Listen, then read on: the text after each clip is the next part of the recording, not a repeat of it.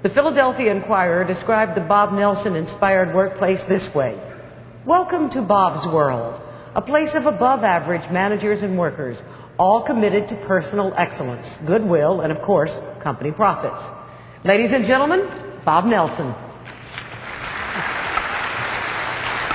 Thank you, Linda. Thank you so much. I flew in last night from Washington, D.C. I kind of had an interesting thing happen on the plane. I sat down on the plane and people pull out a novel or newspaper that they're reading. The guy next to me pulls out my book. And I thought, gee, this is a perfect chance to be a mystery shopper. What do you think of that book?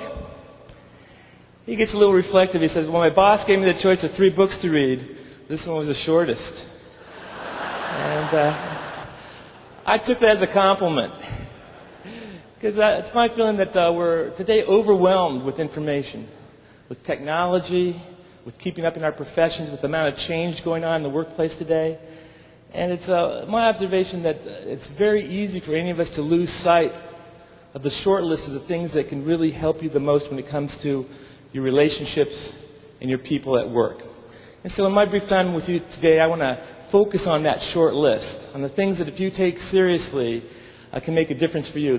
I want to share with you a few of the insights I've learned on my journey with the hope that you can take them back and improve as well. The first insight is every employee wants to be magnificent. Every employee wants to be a part of something larger than themselves. They want to be excited where they work. They want to feel that they're important. I've never met an employee that gets up in the morning and says, I think I'll really screw up at work today. I think I'll make my manager's job a living hell. That'll be fun. Now, sometimes you figure they must have said that based on what they did when they got to work. I'm convinced that when you get that, when you see someone doing something different than you want, more times than not, it's a learned behavior. That they're reacting to how they've been treated over time. Bill Hewitt, co-founder of Hewlett-Packard, once put it this way. He said, men and women want to do a good job, a creative job, and if they provide the proper environment, they will do so. This simple observation represents a drastic shift in what it takes to get the best from your employees today. The days of command and control, my way or the highway, the manager is the person in charge are long, long over. Today, to get the best you can do is to meet them at their energy and help take them to a new level. You can't force people to do things. They've got too many choices in the marketplace. They've got too many choices with their discretionary energy in their job. What you can do is you can provide a supportive environment that encourages them, that supports them, that allows them access to you, to information, that involves them in decisions, and in a very real way capitalizes on what they have to offer. I'm convinced that today motivation starts with your employees. Motivation starts with finding out what's important to your employees and starting there. I feel that you can't get the best from any employee today by lighting a fire under them. You've got to find a way to light a fire within them. You've got to find that spark and fan it to get a flame going. I try to get managers to think of it in terms of creating a motivation baseline. A lot of times we have baselines for our customer service or for technology improvements, for things like that. You need a motivation baseline for your people as well. You need to know what's important to them. And how do you find out what's important to your people? Well, when in doubt, ask. And you can do this at a lot of levels. You can do it one-on-one. Say someone settles in their job after a few weeks, you take them out to lunch or buy them coffee and say, John, I'd like to get to know people a little bit better once they start here. And there's a lot of places you could have worked. Why did you come here? What do you hope to get out of this job? What type of work do you like doing best?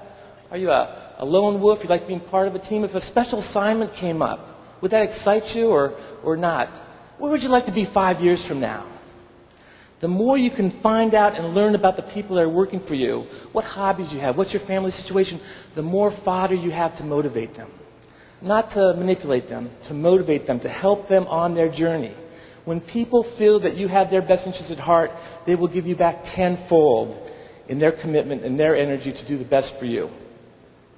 I'm convinced today that more than ever before, people work for people, not organizations. The whole idea of an organization is abstract. The trust in institutions is at an all-time low. If someone has a good job today, 9 times out of 10, 99 times out of 100, it's because they've got a good manager. In a very personal way that they know someone's in their corner, someone that's willing to listen to them, to encourage them, to support them when they need it.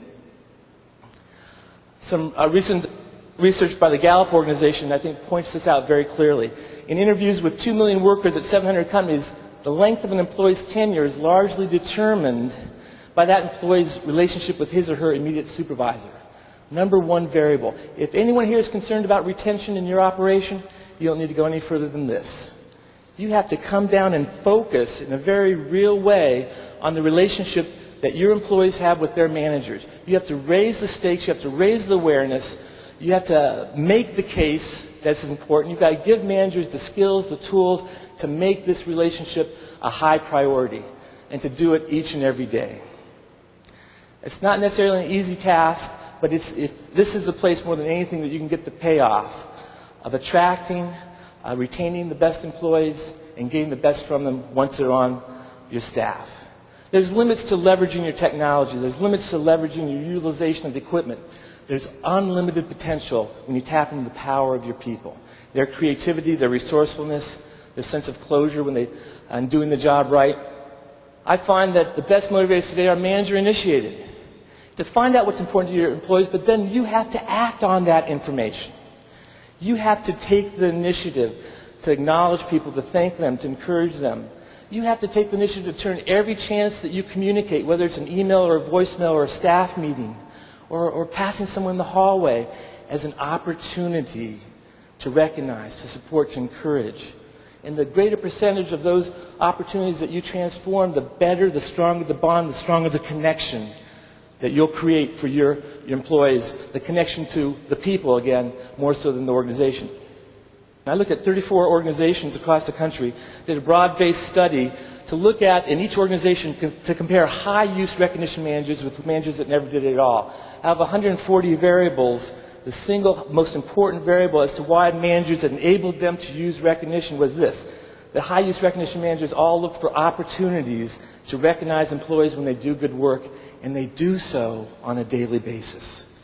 Not after, when everything else is done, not at the end of the week, not at the end of the month, not when they happen to feel like it, or when they're in a good mood, but on a daily basis. They've internalized the importance of this activity, and they act on it here and now. To wait is to lose the opportunity. Someone does a great job, you don't say anything, you don't do anything. A week goes by, 2 weeks, it's too late to do anything. In fact, sometimes to do it at that point, it almost shows that you're disconnected with the employee. Some 85% of employees say they'd never get recognition today for doing a good job. And as we're changing more, as we're asking people to do more, most employees feel overworked and underappreciated. It doesn't have to be that way. And one of the delights on this topic is the fact that the best motivators today cost little or nothing. Little or nothing are things that recognition is around you all the time. It's just there for you to reach out and grab. Now, a lot of times the focus on recognition is money. Well, money's a motivator. It's just not the only motivator. I'd suggest it's not even the top motivator. You might come to work for money, but I find that people always leave for recognition.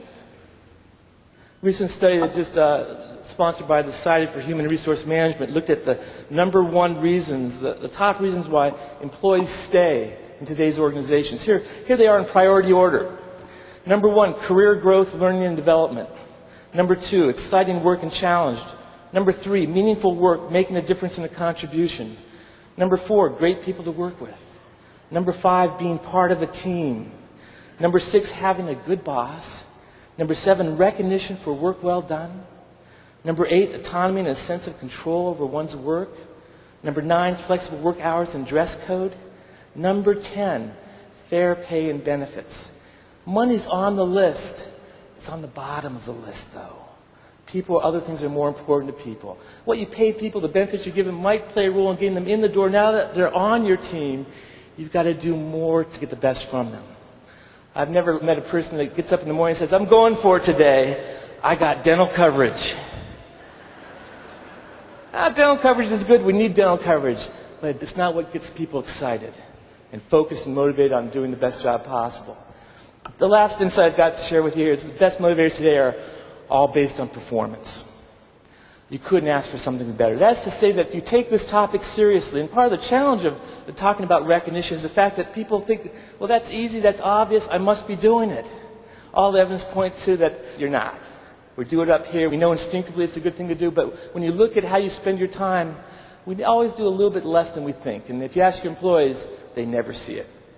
You have to show them. You have to make it explicit. The best motivators today are all based on performance. If you align your recognition with the job you need done, whether it's your strategic objectives, your company values, department goals, the sense of teamwork you're trying to build, if you systematically align it, not only will you get more performance, I hands down guarantee it, but that's when it means the most to your people as well. Don't recognize people just to be nice. Don't recognize them because you want them to like you. Recognize them around the performance, and they'll love working for you. And you will be a magnet for talent. Now, I find more and more organizations, even government and nonprofit, are moving towards this focus on performance. In fact, you might have heard the story about the two gentlemen that died the same day, went to heaven. One was a New York City cab driver. The other was a Baptist minister. As they got to the pearly gates, St. Peter was there. Heaven's online these days. He was reviewing their lives on his laptop, and the first gentleman was this cab driver. He was quite impressed. He issued him flowing robes, his own personal cloud, an assistant with a harp, waved him into heaven. Right behind him was this minister. He reviewed his life on the laptop and issued the gentleman a loincloth. And the minister said, I don't want to seem ungrateful to be here in heaven. I'm delighted to be here. At the same time, I got to ask why you seemingly treated that cab driver so much better than myself when I've spent my entire life in the service of the Lord. And St. Peter said, we've moved towards a pay-per-performance system here in heaven.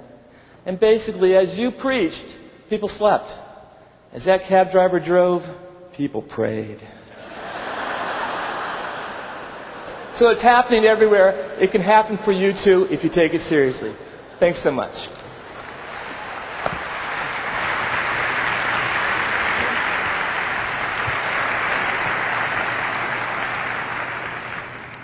Thank you, Bob, so much.